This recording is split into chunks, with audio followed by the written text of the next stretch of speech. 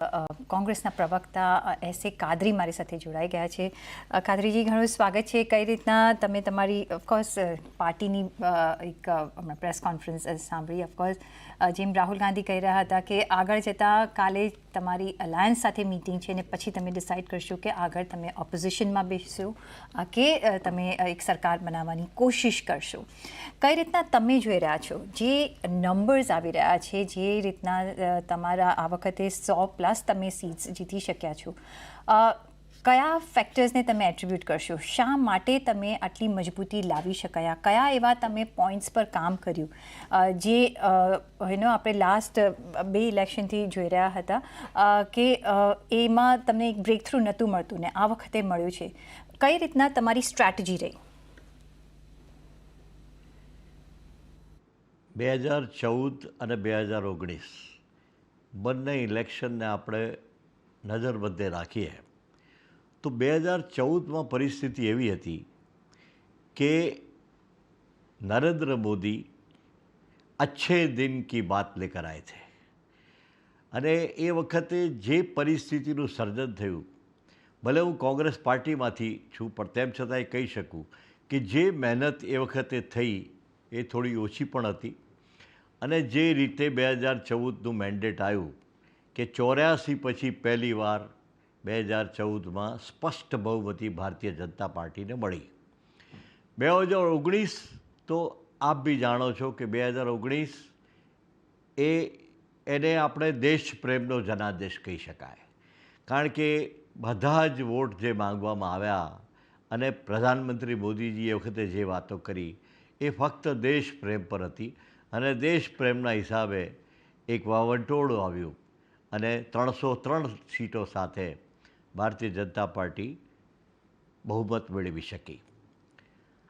આ વખતે જે રીતે પ્રધાનમંત્રીશ્રીએ પોતાનું સ્તર નીચે લઈ ગયા અને પ્રધાનમંત્રીના સ્તરને જે નીચે લઈ ગયા એટલે સુધી કે આપણે તો ખ્યાલ હશે કે 12 વર્ષ અહીંયા જે ઇલેક્શનનું બધું ગુજરાતના સીએમ તરીકે એમણે કર્યું એમાં મુસ્લિમ શબ્દનો એમણે ક્યારેય ઉપયોગ નહોતો કર્યો.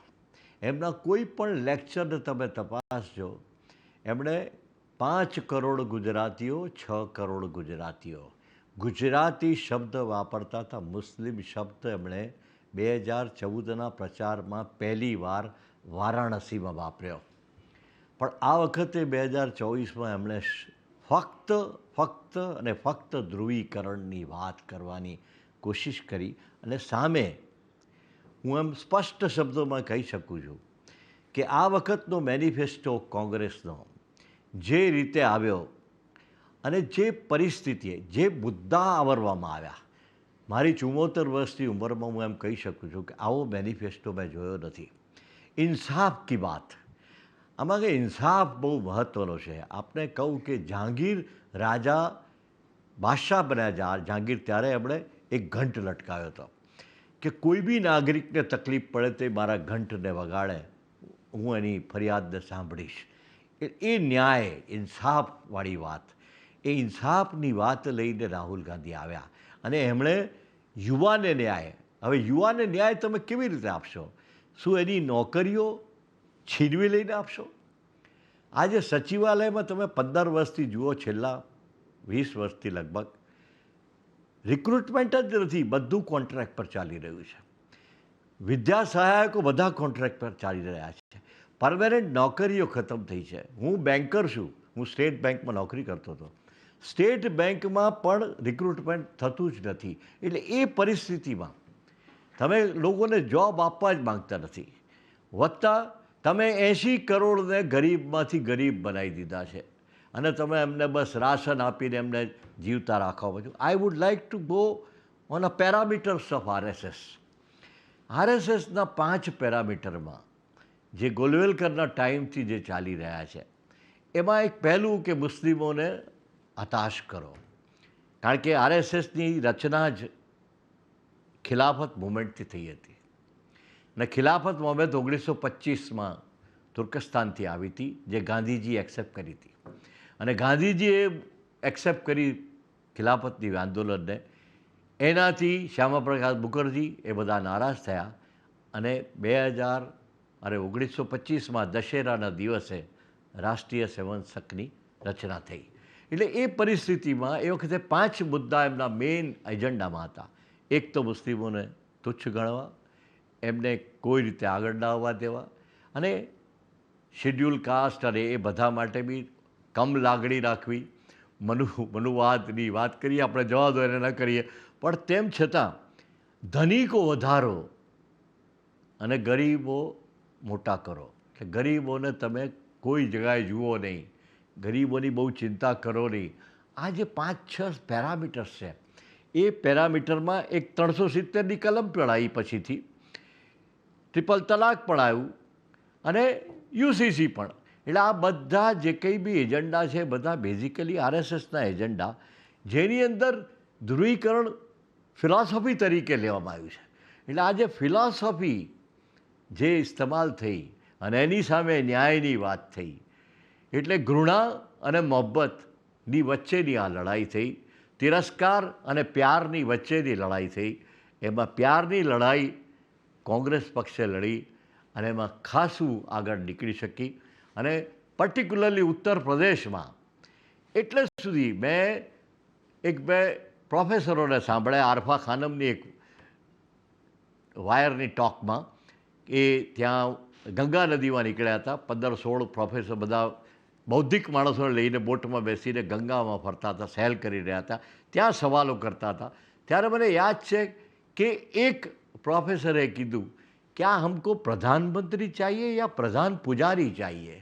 એટલે ધર્મને લઈને તમે રાજકારણ કરવાની વાત એ જે મોટા પાયા પર આવી ગઈ, એ રોકાઈ ગઈ આ વખતે. અને એ રોકવું બહુ જરૂરી હતું, કારણ કે આ દેશ ભાઈચારાનો દેશ છે. આ દેશમાં હું આપને કહી શકું, મારું પોતાનું એક્ઝામ્પલ આપી શકું કે I was a trade union leader in the State Bank industry for 30 years. મારા 10 ઇલેક્શનમાં મારી સામે કોઈએ ફોર્મ નથી ભર્યું. અને તમે જાણીને આશ્ચર્ય પામશો કે સ્ટેટ બેંકમાં 100થી વધારે મુસ્લિમો નથી. 99.9% લોકો મને 30 વર્ષ લીડર તરીકે સ્થાપિત કર્યો, અને છેલ્લા 5 વર્ષ હું હિન્દુસ્તાનનો લીડર રહ્યો. એટલે આમાં શું છે કે આમાં ધર્મ ક્યાં છે? તમારે કલ્યાણ કરવું છે, લોકોના પ્રશ્નો સોલ્વ કરવા છે, તો એ પરિસ્થિતિમાં તમે કઈ રીતે ધર્મને લાવી શકો? અને જે ધર્મ જે રીતે આજે એ ધર્મે શું કીધું એ તો જુઓ કે આપને અયોધ્યામાં હારી ગયા આપ સીટ. એટલે તમે એમ કહેતા હતા જે રામજી को लाएंगे उनकी सत्ता बनेगी, सरकार बनेगी. रामजी को आप लाए? अरे रामजी को क्या आप कौन हो जो लाओगे? અને છેલ્લે બધી પટરીઓથી નીચે ઉતરી ગયા પ્રધાનમંત્રીજી અને અવતારી પુરુષ થઈ ગયા કે હું બાયોલોજિકલ છું જ નહીં. અને પાછું બીજી ટોકમાં એમ કે મારા ઘરે બેસીને મુસ્લિમો ઈદના દિવસે અમે સેવૈયા ખાઈએ છીએ, મુસ્લિમો મારા ઘરે ખાવાનું મોકલે છે ને હું તો કોઈ સંજોગોની અંદર સામાજિક જીવનમાં ન રહી શકું જો હું હિન્દુ મુસ્લિમ કરું. અને પછી બીજા જ દિવસે પાછું હિન્દુ મુસ્લિમ. એટલે આ જ, અને એમાં મહારાષ્ટ્રમાં એમણે જે કર્યું, આ મહારાષ્ટ્રની જે વાત થઈ શિવસેના અને એનસીપીની, એ કોઈ પણ નીતિગત રાજકારણ માટે સૌથી નકામું પગલું કહી શકાય. આવા કોઈ પણ સ્ટ્રેટેજી ન અપનાવાય જેની અંદર તમે જે લોકોએ તમને મશહૂર કર્યા મહારાષ્ટ્રમાં, શિવસેનાએ, બાલ ઠાકરેએ, એમના પગ કાપવા તમે નીકળી પડ્યા. અને તમે દરેક ક્ષત્રિય પાર્ટીઓ સાથે આ કર્યું છે અને કરતા રહેશો એવું દેખાય છે. એટલે ક્ષત્રિય પાર્ટીઓ પણ તમારાથી ચેતી ગઈ અને અલ્ટિમેટલી આ બધી પરિસ્થિતિ એવી આવીને ઊભી થઈ ગઈ કે આ બધો મેળાવડો થઈ ગયો. પણ મને યાદ છે 2019માં, આપને પણ યાદ હશે કે અરુણ શૌરી અને યશવંત સિન્હા બંને નીકળ્યા હતા આખા હિન્દુસ્તાનમાં કે 450 માણસો એવા નક્કી કરો કે 450 સીટ પર ડાયરેક્ટલી બીજેપી સામે લડે, નહીં તો તમે મોદીને નહીં હરાવી શકો. આ વખતે એ થઈ શક્યું. This food happen this time and this was the golden opportunity. જો કદાચ આ તમે ન કરી શક્યા હોત તો આટલી સીટો ઇન્ડિયા એલાયન્સની ન આવી શકી હોત. એટલે આખું ફિલોસોફી જે છે કે એકની સામે એક. આજે જુઓ બસપાની હાલત શું છે, 0. કારણ કે લોકોએ સમજી લીધું કે જો બંધારણ પર અટેક કરવા લોકો જઈ રહ્યા છે, અને બધા જ બોલતા હતા, એવું નહીં, મોટા મોટા નેતાઓ બોલતા હતા કે અમે તો 400 પાર કરી દઈશું, એટલે અમે ચોક્કસ બંધારણ બદલી નાખીશું, 2/3 મેજોરિટી જોઈએ. એટલે તમે 2/3 મેજોરિટી બંધારણને બદલવા માટે લાવવા માગો છો, અને જે કંઈ બી છે બંધારણમાં એની સાથે ખિલવાડ કરવા માગો છો, એ વાત નાનામાં નાના માણસ સુધી પહોંચી ગઈ, અને એના લીધે બસપા 0 પર આવી ગઈ, જે 10 સીટો હતી 19માં. તો એ પરિસ્થિતિ જે આવી એના લીધે એવું લાગે છે કે આ જનતાએ લડી, આ ઇલેક્શન, આ જનતાનું ઇલેક્શન હતું. આ કોંગ્રેસ ભારત એની જગ્યાએ છે બધા, પણ આ જનતાએ નક્કી કર્યું કે અમારે દેશ કેવો જોઈએ, કઈ પ્રકારનો જોઈએ, અમે ભાઈચારામાં જીવીએ, અમે મોહબ્બતમાં જીવીએ, અમને નફરતની કોઈ જરૂરત નથી, ધાર્મિક રાજકારણની અમને કોઈ જરૂર નથી. આ વસ્તુની પ્રતીતિ કરાવી શકી નરેન્દ્રભાઈને, અને એટલે સુધી કે રાહુલ ગાંધીને 4 લાખ મત સુધી લઈ ગઈ જનતા, અને નરેન્દ્રભાઈ બી 1 લાખ ઉપરથી ગયા. એટલે પરિસ્થિતિ, અને સ્મૃતિ ઈરાનીને હરાવી શકી. એટલે આના પરથી અંદાજ આવી શકે છે કે આ દેશમાં કોઈ બી ધ્રુવીકરણ લાંબુ ચાલશે નહીં. હિન્દુ મુસ્લિમ તમે કેટલું કરશો, કેટલા હદ સુધી કરશો, કે તમે એવું બી સ્ટેટમેન્ટ કરો કે હું જીવું છું ત્યાં સુધી તું આરક્ષણ. ક્યાં છે આરક્ષણ? તમે જ્યારે સરકારમાં નહોતા, કોંગ્રેસ સામે હંમેશા એક જ વાત કરતા હતા, તમે મુસ્લિમોનું તુષ્ટિકરણ કરો છો, અને આજે પણ તમને સિવાય મુસ્લિમ કંઈ મળતું જ નથી. એટલે હું એમ ચોક્કસ માનું છું કે હિન્દુ ભાઈઓ બહુ સમજદાર છે, રોજ તમારી વાતમાં ના આવી જાય, અને ન આવે આ વખતે. અને જે રીતે ન્યાય, કાદરીજી, આ તો દરેકે દરેક મુદ્દા જે તમે જણાવ્યા, મારે એક પ્રશ્ન એ પણ પૂછવો છે કે આપે વાત કરી કે કોંગ્રેસને આટલી જંગી લીડ મળી રહી છે અને ઇન્ડિયા ગઠબંધન ફળી રહ્યું છે, કયા કયા એવા મુદ્દાઓ પર ઇન્ડિયા ગઠબંધને આ વખતે આ ચૂંટણીમાં કામ કર્યું કે જેથી આપણે એમ કહી શકાય કે આ દરેકે દરેક મુદ્દાઓને ધ્યાનમાં રાખીને આટલી લીડ મળી રહી છે? એવા કયા ફેક્ટર્સ આપ જોઈ રહ્યા છો કે જેના ઉપર આ વખતે કામ થયું છે? સૌથી મહત્વનું તો બંધારણનો મુદ્દો. કોંગ્રેસે જ્યાં ત્યાં રાહુલ ગાંધી હાથમાં બંધારણની કોપી લઈને ગયા, અને દરેકે દરેક જગ્યાએ એમણે બંધારણ સાથે વાત કરી.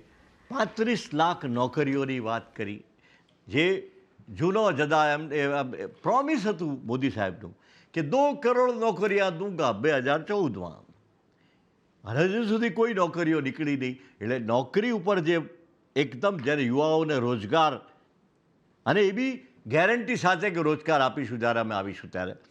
એ પછી સ્ત્રીઓ માટે જે કામ કર્યું, મહિલાઓ માટે જે કર્યું, મજૂરો માટે જે આખું પ્રોજેક્ટ લઈને જે આવ્યા છે, અને મહાલક્ષ્મી યોજના, આ બધી પરિસ્થિતિ એવી રીતે ઊભી થઈ કે જે લોકોને એટ્રેક્ટ કરી ગઈ.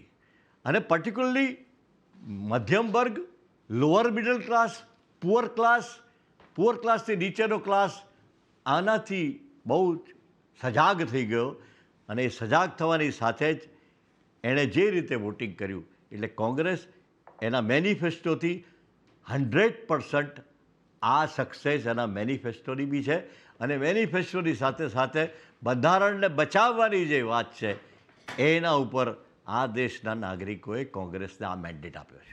કાદરીજી, એક મને જણાવો કે ઓફકોર્સ તમારો મેનિફેસ્ટો છે, તેમાં મેઇન મુદ્દાઓ તમારા મેનિફેસ્ટોના અમે જાણીએ છીએ, પણ તમે તમારા મેનિફેસ્ટોમાં કયા એવા મુદ્દાઓ રાખ્યા છે? ખાલી ગરીબ માટે, જોબ ક્રિએશન માટે, અને હવે કઈ રીતના તમે આગળ કામ કરશો જો તમે તમારા મેનિફેસ્ટોને ફોલો કરો છો, અને એ કઈ રીતના અપલિફમેન્ટ કરશે ગરીબોનું? બિકોઝ જે બી હું સાંભળી રહી છું એ ગરીબોનું તમે વાત કરી રહ્યા છો. જેમ રાહુલ ગાંધીએ બી કહ્યું કે આ સંવિધાન જે બચાવ્યું છે એ ગરીબોએ બચાવ્યું છે, અને હવે ગરીબો માટે કામ કરશે. તમે એ કરો છો, ઓફકોર્સ એ બધાના મુદ્દા હોતા હોય છે, પણ દેશની પ્રગતિ માટે અને દેશના ગ્રોથ માટે પણ કામ કરવું એટલું જ જરૂરી છે. કારણ કે જો દેશ પ્રગતિ કરશે, દેશનો ગ્રોથ કરશે, તો હરેક વ્યક્તિ ગ્રોથ કરશે. તો મેઇન મુદ્દો તમારો શેનો છે? ખાલી ગરીબી અને સબસિડી આપીને આગળ વધવાનું, કે એડ્યુકેશન પર તમે કામ કરશો, કે તમે ઇકોનોમિક ગ્રોથની સાથે પણ રહેશો? હા, sure. I am a student of economics. I am a student of economics. એટલે હું I am a banker also.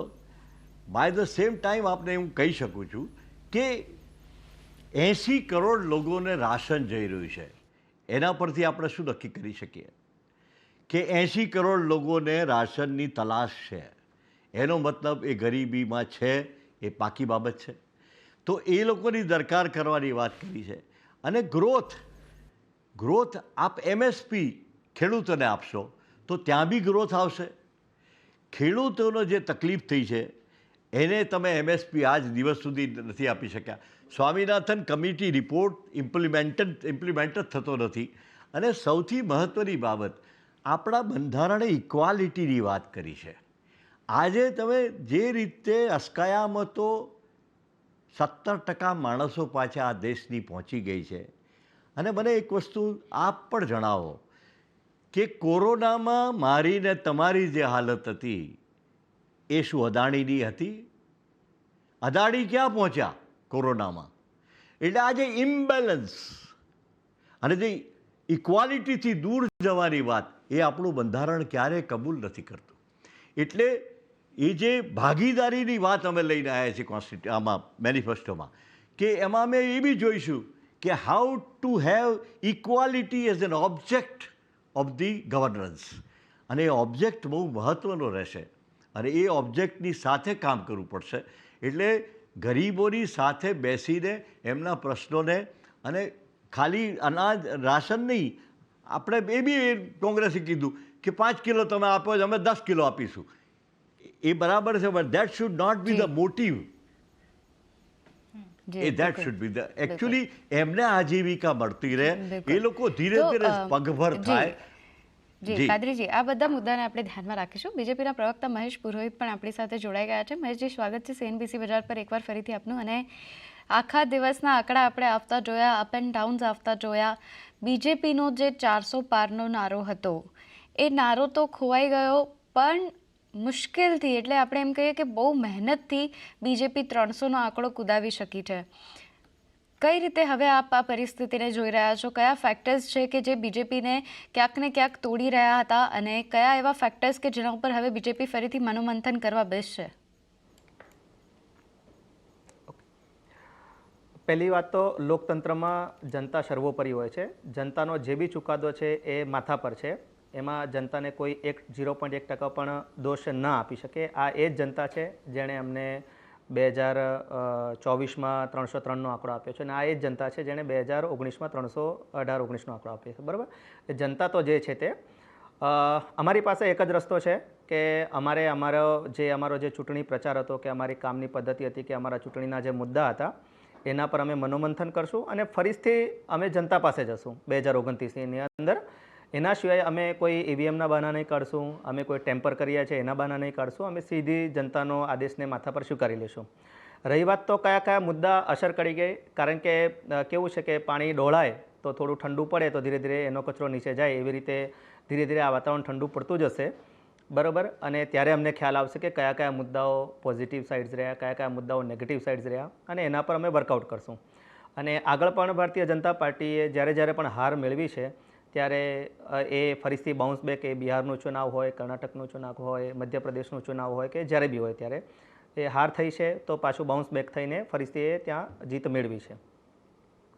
જી, મહેશભાઈ, તમને શું લાગે છે કે જે રીતના તમે કહ્યું કે તમે હવે મનોમંથન કરશો, તમે 10 વર્ષથી સત્તામાં છો અને તમે જાણો છો નસ વોટર્સની, તમે જે કામ કર્યા છે એને અમે સરાહીએ છીએ, પણ આ વખતે ક્યાં તમને લાગે છે કે તમારી એક ચૂક થઈ ગઈ? બિકોઝ જ્યારે ભાજપની વાત આવે, જ્યારે NDAની વાત આવે, ને જ્યારે તમારી પાસે ચાણક્ય જેવા અમિત શાહ છે, નરેન્દ્ર મોદી જેવા લીડર છે, અને જે આપણી દેશની જે પ્રગતિ આપણે જોઈ રહ્યા છે, તો તમારી ક્યાં ચૂક થઈ ગઈ? તમારે ક્યાં વધારે પણ બીજો બી ભાર આપવો જોઈતો હતો, જેથી જે આ વોટરનો જે એંગ્રીનેસ છે, જે તમે આ વખતે જોઈ, જે વોટમાં કન્વર્ટ ન થઈ, તમારા મતે શું તમે એવા મુદ્દાઓ જોઈ રહ્યા છો? હું ફરીથી આ મુદ્દે વાત કરું છું કે હજુ આના બાબત આ ઇન્સ્ટન્ટ મુદ્દો નથી હોતો કે ભાઈ ચલો તમે હમણાં ઇન્સ્ટન્ટ તમને ખ્યાલ આવી જશે.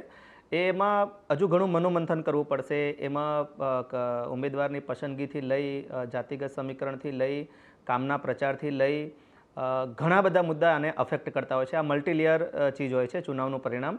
તો એમાંથી કયા લેયરમાં અમે ક્યાં ચૂક્યા એના પર અમારું મોવડી મંડળ, અમે કાર્યકર્તાઓ અને બધા જ અમે મનોમંથન કરશું અને અંતે આના ઉપર વર્કઆઉટ બી કરશું અને 2029 સુધીની અમારે તૈયારી હમણાંથી જ ચાલુ થઈ જશે.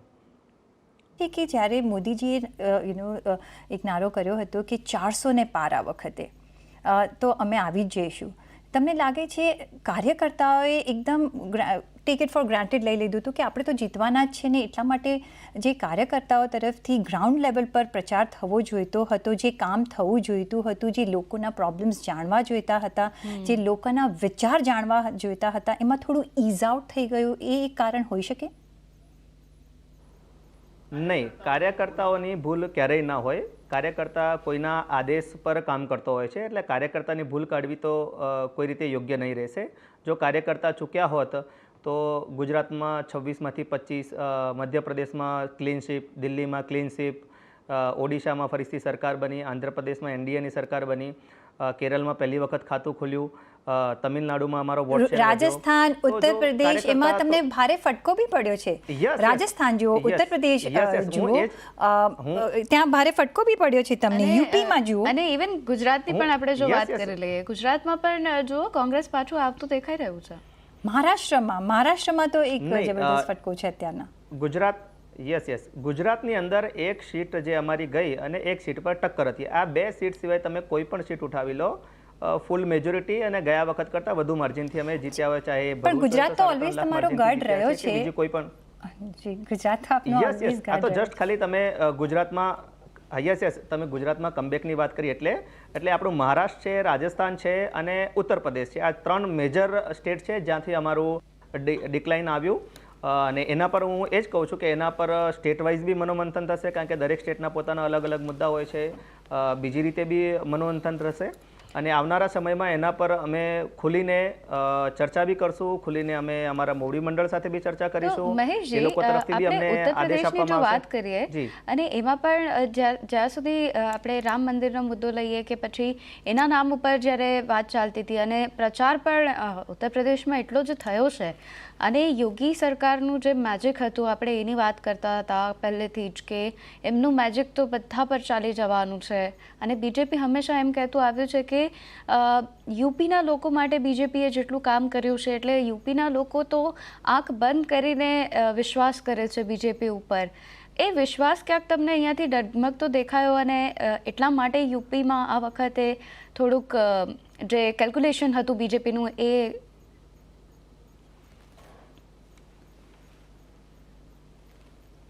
આપને લાગે છે ખરી એવું? એટલે સોરી, તમારો લાસ્ટ નહીં સંભળાયું, વચ્ચે અવાજ જતો હતો. બીજેપીનું જે કેલ્ક્યુલેશન યુપીમાં હતું એ કેલ્ક્યુલેશનથી ક્યાંક ને ક્યાંક ઇન્ડિયા ગઠબંધનને ફાયદો મળી ગયો, કારણ કે જે રામ મંદિરના નામ ઉપર યુપીમાં બીજેપી જે હંમેશા બોલબાલા કરતી આવી રહી હતી કે રામ મંદિર આપ્યું, રામ મંદિર બનાવ્યું અને એને લીધે બીજેપીના લોકોથી અને બીજેપીના કાર્યકર્તાઓથી ત્યાંની જનતા ખુશ છે. પણ એ જનતા જે ખુશ કરી હતી અયોધ્યા રામ મંદિર આપીને, એ જ જનતાએ વોટ નથી કર્યા બીજેપીને, એવું નથી લાગી રહ્યું તમને? હું ફરીથી કહું છું કે ચૂંટણી એ મલ્ટીલેયર, ચૂંટણીના પરિણામો ખૂબ જ ઘણા બધા કારણો ઇફેક્ટ કરતા હોય છે. માની લો કે 10 કારણો ઇફેક્ટ કરે છે, અમે 9માં બખૂબી અમારો રોલ નિભાવ્યો અને એકાદ કારણ એવું કોઈ મેજર અમારા હાથથી રહી ગયું હોય અને એના કારણે આ પરિણામ આવ્યું હોય, પણ એ રામ મંદિરને નેગેટિવ ચિતરવું કે રામ મંદિર કામ કર્યું એટલે વોટ ના આપે, અને રામ મંદિર સાથે જોડવું થોડું મારા ખ્યાલથી અન્યાય થશે, કારણ કે એ 500 વર્ષ જૂનો મુદ્દો હતો અને શોર્ટ આઉટ થયો છે અને પરિણામ આપણી નજરની સમક્ષ છે. તો એને કારણે આપણને વોટ ના મળ્યા હોય એવું નહીં, પણ હું તમને કીધું તેમ 9 મુદ્દા પર અમે ખરા ઉતર્યા હોઈએ, પણ એકાદ કોઈ બહુ મેજર મુદ્દો હોય જે આવનારા સમયમાં એના પર બી ચર્ચા કરીશું, એ અમારાથી ચૂકાઈ ગયું હોય, જેમ કે ઉમેદવારની પસંદગી છે, લોકલ જાતિગત સમીકરણ છે, ડેમોગ્રાફી છે, તો એવા કોઈ એકાદ કારણ અમારાથી ચૂકાઈ ગયા હોઈ શકે અને એના કારણે આ પરિણામ આવ્યું હોય. કાદરીજી, જે એનડીએનો લોસ છે એ અમુક અંશે તમારું એમાં એનો ગેઇન થયો છે. અને એ આપણે જોઈ શકીએ છીએ ને ઓલવેઝ જ્યારે આવા વોટિંગ થતા હોય છે ત્યારે કોઈનો ગેઇન હોય છે, કોઈનો લોસ હોતો હોય છે. પણ કઈ રીતના જો સ્ટેટ વાઇઝ આપણે જોઈએ તો તમને કયા સ્ટેટથી આશા હતી જેમાં તમને નિરાશા મળી છે અને જ્યાં તમને લાગતું નહોતું કે અહીંયા અમારું અમને પોઝિટિવિટી મળશે, અહીંયા અમે જીતી જઈશું? કોઈ એવા પોઝિટિવ સરપ્રાઇઝીસ કે શોક્સ તમને અત્યાર સુધીના ટ્રેન્ડમાં જોવા મળ્યા છે? હા, બિહારમાં પરિસ્થિતિ એવી દેખાતી હતી કે કમસે કમ 15 સીટો મળશે બિહારમાં, પણ we could not succeed in that. અને સૌથી મહત્ત્વનું, બીજું જનતા દળ આટલું ડાઉન જશે, no doubt he has not come an alliance with any party, but એ બંને જગ્યાઓ એવી મોટી મળી ગઈ જ્યાં કશું ના મળ્યું. અને વાયએસઆર સાથે ગઠબંધન ન થઈ શક્યું અને શર્મિલાને પ્રમુખ બનાવીને આપણે લડ્યા અમે લોકો, પણ એમાં બી ક્યાંક અમને નુકસાન થઈ ગયું. એટલે એ જે આંધ્રપ્રદેશ, બિહાર, યસ, કર્ણાટકમાં બી અમારા એક્સપેક્ટેડ રિઝલ્ટ નથી લોકસભામાં. જે અમે વિચારતા હતા જે રીતે અમે મેળવીશું સીટો એ અમને મળી નથી. અને ઓરિસ્સામાં અમને નુકસાન થઈ ગયું. નહીં તો આજે ચોક્કસ પરિસ્થિતિ એ હોત કે 272 સીટો ઓલરેડી ઇન્ડિયા અલાયન્સ પાસે હોત જ, પણ એ નથી બન્યું. એની પાછળના 4 કારણો હું જોઈ રહ્યો છું. જ્યાં તમે પોઝિટિવ રીતે આપણે જો જોઈએ તો રાજસ્થાનમાં જે એન્ટી ઇન્કમ્બન્સી સ્ટેટ છે એમાં તમને એક સારો એવો ગેઇન મળ્યો છે. અને જેમ ક્રિમિલે કહ્યું, ઉત્તર પ્રદેશમાં અહીંયા એક તમને એક સારું વિન સિચ્યુએશન મળ્યું છે, કારણ કે એ યોગીજીનો જે કરિશ્મા હતો આ વખતે એનો તમે એક એમાં તમે એક બ્રેક પાડી છે. અને ઓફકોર્સ બીજું મહારાષ્ટ્રમાં એક કસાકસીનું છે વાતાવરણ, એના પર બી એક નજર રાખવી જોઈએ. કઈ રીતના કાદરીજી તમે જોઈ રહ્યા છો? કારણ કે અહીંયાથી ઘણો તમે તમને સીટ્સ મળતી દેખાઈ રહી છે. અહીંયા કયા ફેક્ટર્સ સ્ટેટ વાઇઝ તમારા કામ કરી ગયા? ઉત્તર પ્રદેશમાં જે રીતે અખિલેશ લાસ્ટ ઇલેક્શનમાં 111 સીટો લાવ્યા હતા વિધાનસભામાં, એટલે આ વખતે જે ગઠબંધન થયું that was a main point. કારણ કે બસપા તો અમારી સાથે ક્યારેય બી આવવાના નહોતા, પણ અખિલેશ આવી જાય અને કોંગ્રેસ બંને સાથે થઈ જાય તો ચોક્કસ ઉત્તર પ્રદેશમાં બહુ મોટું કામ થાય. પણ ફરી એકવાર આપને હું કહું છું કે બંધારણનો મુદ્દો એટલો સુંદર રીતે ઉપડ્યો છે.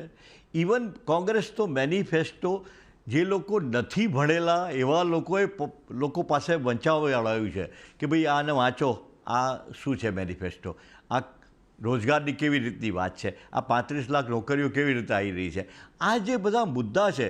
અને વિસાવીસ તમે જુઓ કે મોદી સાહેબે આખા ઉત્તર પ્રદેશમાં ક્યારેય કોઈ રોજગારની વાત જ નથી કરી.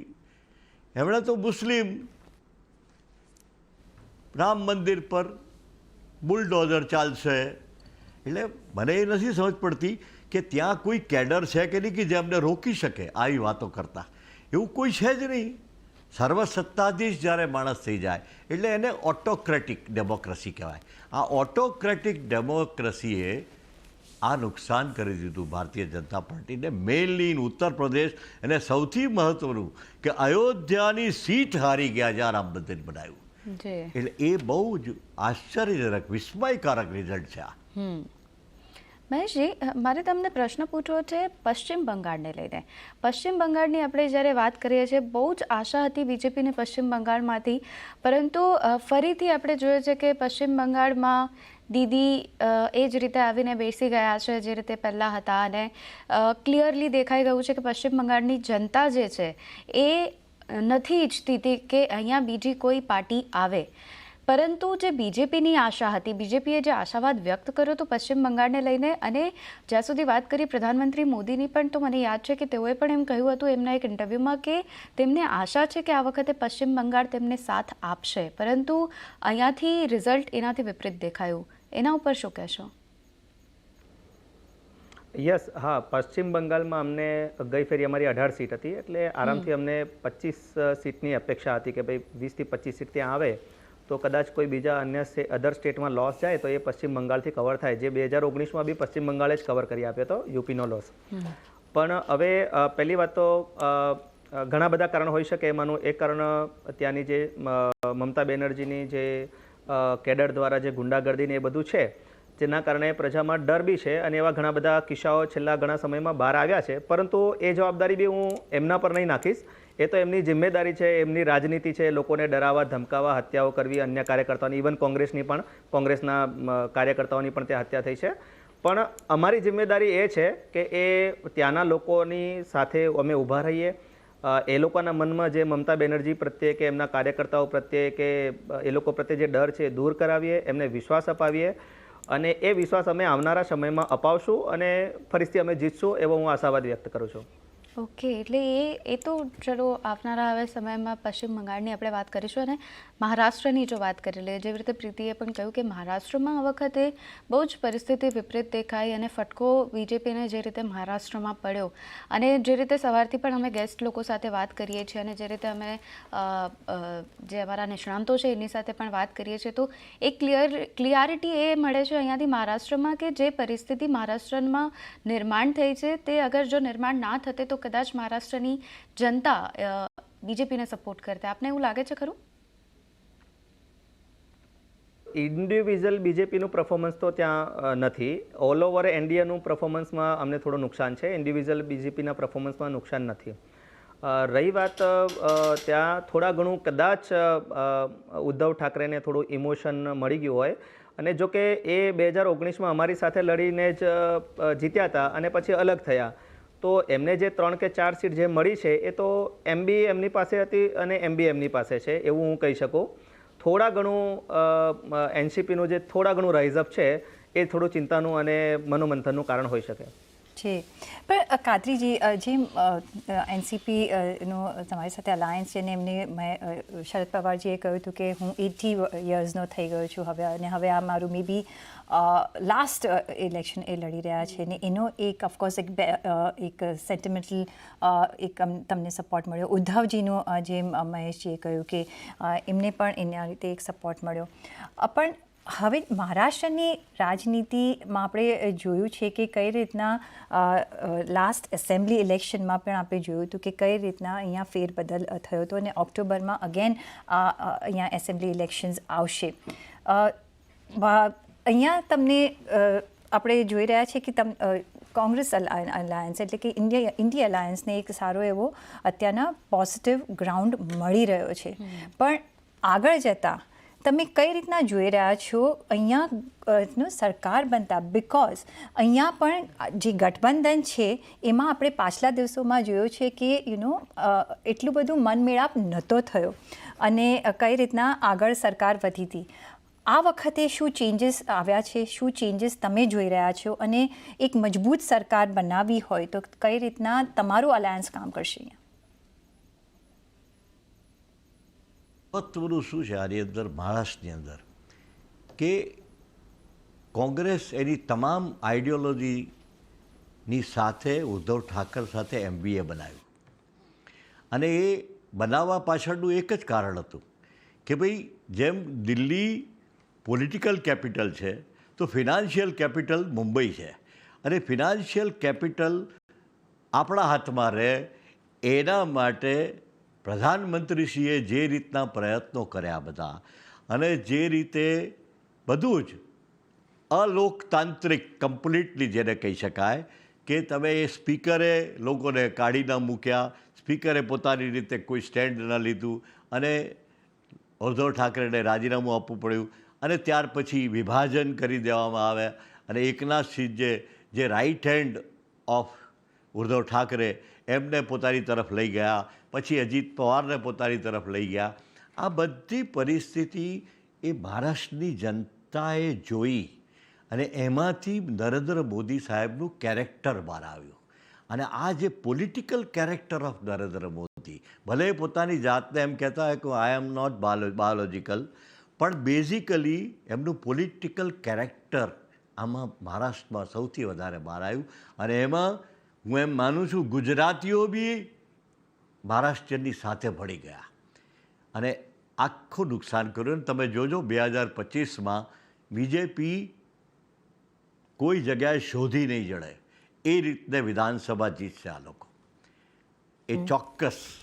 કારણ કે જે રીતે ગઠબંધન થયું છે, અને આમાં શું છે કે તમે કોઈને છેદો અને જે રીતે તમે ધોખો કરો, એ આ ધોખાધડી જે રીતે થઈ છે. અને એમાં તમને સ્થાન કોણે આપ્યું?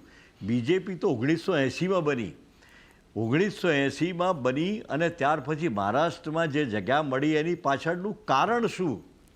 તો કે બાલા ઠાકરે. બાલ ઠાકરે સાહેબ ના હોય તો બીજેપીનું કોઈ સ્થાન જ હતું નહીં. કઈ રીતે બીજેપી ત્યાં સીટો મેળવી શકે? પણ એમાં બી સાથે રહ્યા, બહુ જઈને બેઠા, બાલા ઠાકરા સાહેબને કે મારા ગુરુ માનતા હતા. આ બધી પરિસ્થિતિથી વિપરીત એમણે પોતાનું સ્ટેન્ડ લીધું. ગમે તેમ કરીને મુંબઈના રાજકારણમાં અને મુંબઈ ફિનાન્શિયલ નગરીને હાથમાં રાખવાનું જે પ્રયોજન કર્યું, એમાં એમને બહુ મોટું નુકસાન થઈ ગયું અને આગળ ઉપર ઓર નુકસાન થશે. મહેશભાઈ, તમે આનો જવાબ આપવા માંગશો? તમે એ તમારા પર એલિગેશન લગાવી રહ્યા છે કે ધોખા જેવું કામ થયું. તમારો વ્યૂ શું છે? તમે આનો કોઈ જવાબ આપવા માંગશો કાદરીજીને? યસ, ધોકો અમારી સાથે થયો હતો, એમની સાથે અમે નથી કર્યો. 2000 જ્યારે મહારાષ્ટ્રનું આગળનું જે ઇલેક્શન હતું એ અમે કોલેશનમાં લડ્યા, એનડીએમાં અમારી સાથે લડ્યા, અમારા નેતૃત્વમાં લડ્યા, અમારી સાથે લડ્યા અને પછી એમણે ગઠબંધન કર્યું. એ બી એવા લોકો સાથે ગઠબંધન કર્યું કે જે આદરણીય બાલા સાહેબ ઠાકરે એવું કીધેલું કે ભાઈ એવો શબ્દ ન વાપરી શકું, એવા લોકો સોનિયા ગાંધી સામે નમે છે એવું. અને બાલા સાહેબ ઠાકરે તો ત્યાં સુધી કીધું કે ભાઈ મારે ભવિષ્યમાં પણ જો કોંગ્રેસ સાથે કે એનસીપી સાથે ગઠબંધન કરવું પડશે તો એના કરતાં હું મારું પાર્ટીનું શટર ડાઉન કરી દઈશ. તો એમણે તો ઉલટીકના એમના પિતાજીની આત્માને દુઃખ પહોંચાડ્યું છે. સાચી શ્રદ્ધાંજલિ તો અમે લોકોએ આપી છે કે અમે વધુ સીટ હોવા છતાં પણ અમે બાલા સાહેબના રાજકીય ઉત્તરાધિકારી એમ કહી શકું હું એવા એકનાથ શિંદેજીને અમે મુખ્યમંત્રી બનાવ્યા છે. નથી અમે જો લાલચુ હોત કે એ રીતે કંઈ હોત તો અમે અમારો મુખ્યમંત્રી બનાવ્યા હોત અને એમનો ખાલી ટેકો લીધો. એમને તો મુખ્યમંત્રી પદ માંગ્યું નહોતું, અમે મુખ્યમંત્રી પદ આપ્યું છે અને એ અમે મુખ્યમંત્રી પદ આપ્યું છે એ જ બાલા સાહેબને સાચી શ્રદ્ધાંજલિ છે. હમણાં હવે ગુડી લાગે છે અને બધું ભેગું સારું લાગે છે, પરંતુ શિવસેનાને સૌથી વધારે ગાળો આપવી, શિવસેનાને સેક્યુલરિઝમના નામ પર સૌથી વધારે પ્રતાડિત કરવી અને બાલા સાહેબની ડિસ્ક્રેડિટ કરવાનું કામ જ કોંગ્રેસ અને એનસીપીએ કર્યું છે. હવે આ તો ઠીક છે, સ્વાર્થના બધા સગા છે, ટેમ્પરરી છે, એ બી મારા શબ્દ યાદ રાખજો. જી, એ જ અલાયન્સ છે એટલે ઓફકોર્સ આ વાત કરી શકીએ ને. બિહારમાં બિહારમાં પ્રધાનમંત્રી શું કહેતા હતા નીતિશ કુમાર માટે અને અમિત શાહ શું બોલ્યા નીતિશ કુમાર માટે, આપણને બધાને ખબર છે. પણ તેમ છતાં પાછા લઈ આવ્યા. અરે મારું તો કહેવું એ છે કે શું બીજેપી 1980માં બની અને અત્યાર સુધી એમની પાસે માણસો જ નથી કે કોંગ્રેસમાં તે લઈ જવા પડે છે? કેટલા લઈ ગયા કોંગ્રેસમાંથી અને કેમ લઈ જવા પડે? મારી સાથે એક પ્રવક્તા બેસતા હતા એક જમાનામાં, ઝાલા કરીને, અને જ્યારે અલ્પેશને લઈ જઈને ટિકિટ આપી એ ઝાલાએ છોડી દીધી બીજેપી. કારણ કે આ તમે 20 વર્ષ સુધી કોઈની પાસે કામ લો અને એને તમે કોઈ પ્રમોશન બી ના આપો અને તમે કોંગ્રેસથી એક દિવસ આજુ અર્જુનભાઈને આવ્યા, સીધી એમને ટિકિટો આપી દીધી. હવે આનાથી ચોક્કસ કાર્યકર હતાશ થાય. આ ફિલોસોફી છે, it is a political philosophy. આ વાત ફિલોસોફી એવું કહે છે કે તમે જેને જે કાર્ય માટે લોહી રેડ્યું એને ઇનામ આપો. તમે તો જે ઉઘરાણી લઈ આવો છો એને ઇનામ આપો છો અને વર્કરને તો તમારે ભૂલી જાઓ છો. જી મહેશભાઈ, આ મુદ્દો મહેશભાઈ એક મિનિટ, આ મુદ્દો 2019ના ઇલેક્શનની પહેલાં પણ હતો અને કાર્યકર્તાઓ નિરાશ હતા કે જે કોંગ્રેસમાંથી જે આવે છે અને એમને સીટની ટિકિટ આપી દેવામાં આવે છે કારણ કે એક એમને એમાં એડવાન્ટેજ મળતો હોય છે, પણ જે કાર્યકર્તાઓ જેને કામ કર્યું છે એ પાછળ રહી જતા હોય છે. આ મુદ્દો લાસ્ટ ઇલેક્શનમાં પણ હતો અને આ વખતે પણ આપણે જોયું કે બિફોર ઇલેક્શન ઘણા બધું આપણે એક્ઝોડસ થતા જોયું. કોંગ્રેસ કોંગ્રેસમાંથી બીજેપીમાં આવવા માટે, પણ તમને આ વખતે એનો એટલો કંઈ ફાયદો મળતો દેખાઈ નથી રહ્યો. કઈ રીતના તમે જોશો આ જે તમારી સ્ટ્રેટેજી હતી એ તમને લાગે છે કે આ વખતે કામ નહીં કરી અને ઉડતાનો પાર્ટીમાં એક થોડુંક મન દુઃખ થયું? પહેલી વાત તો એ છે કે કોઈ પણ નેતા જ્યારે પોતાની વિચારધારા છોડીને અમારી સાથે આવે છે તો અમે સ્વીકારવા માટે તૈયાર છે, કારણ કે અમે અમારી વિચારધારા સાથે કોમ્પ્રોમાઇઝ નથી કરતા. સામેનો નેતા એમની વિચારધારા મૂકીને જાય છે, જે રીતના ઉદ્ધવ ઠાકરે હમણાં એ લોકો સાથે બેઠા છે, બરાબર. હવે કોઈ અમારી પાસે આવે છે તો અમે સ્વીકારીએ છીએ. બીજી વાત એ છે કે કોઈ પણ નેતા, હું ઓલવેઝ કહું છું કે કોઈ પણ નેતા એમનો એમ નથી બની જતો. એ કોઈ પણ પક્ષમાંથી હોય તો હું તો દરેક પક્ષના નેતાની ક્રેડિટ કરું છું, ઇજ્જત કરું છું. એમણે એમની જિંદગીના કમસે કમ 20 થી 30 વર્ષ ખપાવ્યા હોય ને ત્યારે એ ધારાસભ્ય કે MP લેવલનો કેન્ડિડેટ બનતો હોય છે. હવે એ પોતાના ક્ષેત્રમાં સક્રિય રહીને, એક્ટિવ રહીને, જનાધાર વધારીને અમારી સાથે જ્યારે જોડાય છે, તેવા જનાધારવાળા વ્યક્તિને અમે ચોક્કસ સ્થાન આપીએ છીએ અને એમાં પણ એમની પરીક્ષા થતી હોય છે, એમાં પણ એ એમની રીતે એ પરીક્ષામાંથી પાસ થાય તો આગળ વધતા હોય છે, બરાબર. એટલે હું તો એમ કહું છું કે વિચારધારાને વધારવા માટેના 2 રસ્તા છે. એક તો તમે નવી કેડર આખી ઊભી કરો અને એ કરો, એ લોંગ રસ્તો બી છે અને કરીએ બી છીએ અમે લોકો. એવું નથી કે એ રસ્તો અમે નથી અપનાવતા. બીજો રસ્તો એવો છે કે કોઈ નેતાના મનમાં પરિવર્તન આવે છે, અમારી વિચારધારાને સ્વીકારે છે, તો એમને પણ અમે અમારી રીતે સામેલ કરીએ છીએ. એટલે બંને રસ્તા અપનાવી અને એક પરિવારને મોટો કરવાનો એક અમારો પ્રયત્ન હોય છે અને એ બધો પ્રયત્નોનો છેલ્લે મૂળ.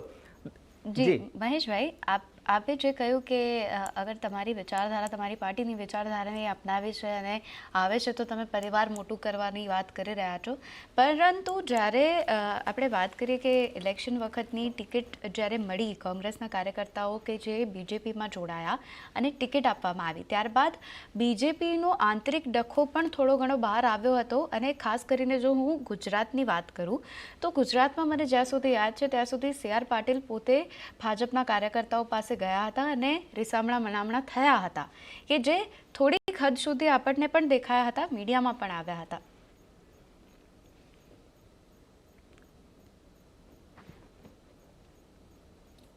અવાજ આવે છે મારો? અવાજ આપને આવે? જરાક તમારો હા ફરીથી હવે બોલો. જી, હું એમ આગળ વાળું સંભળાઈ ગયું છે, પાછળનો જરાક. જી, હું એમ કહી રહી હતી કે તમે જે વાત કરી રહ્યા છો કે તમે સ્વીકારી લો છો કે જે દરેક વ્યક્તિ ભાજપમાં જોડાવા માંગે છે એ વ્યક્તિને, પરંતુ જે આંતરિક ડખો બીજેપીનો હતો એ પણ થોડો ઘણો તો આપણને દેખાયો હતો જ્યારે કોંગ્રેસના કેન્ડિડેટ જ્યારે બીજેપીમાં જોઈન થયા અને એ લોકોને ટિકિટ આપવામાં આવી. એટલે નારાજગી તો બીજેપીમાં પણ દેખાઈ જ હતી. યસ.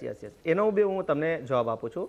હવે કેવું હોય છે કે નિર્ણય 2 પ્રકારના લેવાતા હોય છે. એક તો પાર્ટીની ઉંમર વધારવા માટેના નિર્ણયો, કે ભાઈ ચલો પાર્ટી આપણી 10 વર્ષ ટકે, 20 વર્ષ ટકે, 50 વર્ષ ટકે, 100 વર્ષ ટકે, એના માટે લાંબા ગાળાની રણનીતિઓ લેવાતી હોય છે. અને કેટલાક નિર્ણયો ટૂંકા ગાળા માટે અને નજીકની જે કોઈ ચૂંટણી હોય એ જીતવા માટેના પણ નિર્ણયો લેવાતા હોય છે. એ નિર્ણયોની થોડી આડઅસર, જેમ કે આપણે તાવ ઉતારવા માટે પેરાસિટામોલ લઈએ તો તાવ ઉતરી જાય, પણ થોડા ઘણું શરીરમાં કશે ને કશે કિડનીમાં નાની મોટી અસર કરે. તો એવા ઝઘડા પણ ધ્યાને લેવાતા હોય છે, એના પર વર્કઆઉટ બી થતું હોય છે. અને એ જે કાર્યકર્તાઓની માગણી કે લાગણી હોય એમાં 100% તો નહીં, પરંતુ 80-90% એમની માગણી અને લાગણીને સંતોષવામાં બી આવે છે. જો આવી રીતના સંતોષવામાં ના આવતી હોત તો છેલ્લા આટલા વર્ષથી ભારતીય જનતા પાર્ટી છે, કોઈ મોટો નેતા કે મેજર નેતા કે જેમણે પાર્ટી છોડી હોય, બરાબર, અથવા તો પાર્ટીના વિરુદ્ધમાં ખૂબ જ મોટા પાયે કામ કર્યું હોય, જે રીતના કોંગ્રેસમાં આજે બધા કૂદીને નીકળી જાય છે, બરાબર છે, એવો મોટો કોઈ બનાવ નથી બન્યો. ઠીક છે, કાર્યકર્તાની સ્થાનિક વાતને લઈને 100% લાગણી હોય છે ને હું કાર્યકર્તાની લાગણીને માન સન્માન આપું છું, પરંતુ એની અંદર કેટલાક રાજનૈતિક નિર્ણયોમાં આવી રીતના નાનું મોટું નુકસાન, મનદુખ થતા હોય છે, જે લાંબા ગાળે મતલબ ગીનાઠામ ગીમમાં પડી જતા હોય છે. બિલકુલ. તો એ રીતે જ જોઈશું. વાત કરી લઈએ આપણે, ગુજરાતની જ વાત થઈ છે તો બનાસકાંઠાની પણ એક વખત વાત કરી લઈએ મહેશજી, કે ગેનીબેન ઠાકોરને સીટ મળી. બનાસકાંઠાની જો આપણે વાત કરીએ તો લગભગ છેલ્લા 2 દાયકાથી એટલે જોયા છે કે 2 ઇલેક્શનથી બીજેપી જીતતી આવી છે. અને આ વખતની જો વાત કરીએ તો કોંગ્રેસને જે પ્રકારે જીતી છે, એટલે રસાકસી તો દેખાઈ જ હતી ગેનીબેન ઠાકોર વચ્ચે અને એમની પરંતુ ફરીથી જે બનાસકાંઠાની જનતા છે એ લોકોએ કોંગ્રેસને જ તેમનો મત આપ્યો અને એમ કહ્યું કે ગેનીબેન ઠાકોરે જે મામેરું લીધું છે એ મામેરું ભર્યું છે અને એ જ મામેરું હવે અમે લોકો એમનાથી નિભાવીશું. અને ગેનીબેન ઠાકોરને ફરીથી, જો કે ગેનીબેન ઠાકોર ઘણા પીઢ નેતા કહી શકાય, વિધાનસભાની ચૂંટણી પણ જીત્યા છે 2 વખત અને તેઓ અત્યારે કામ કરી રહ્યા છે અંદરથી, પરંતુ ત્યાં એવું કયું ફેક્ટર બીજેપીને લાગી આવ્યું કે જેનાથી બીજેપી ત્યાં ના આવી શકે? કારણ કે ગઈ ઇલેક્શનમાં બીજેપી જીતી હતી.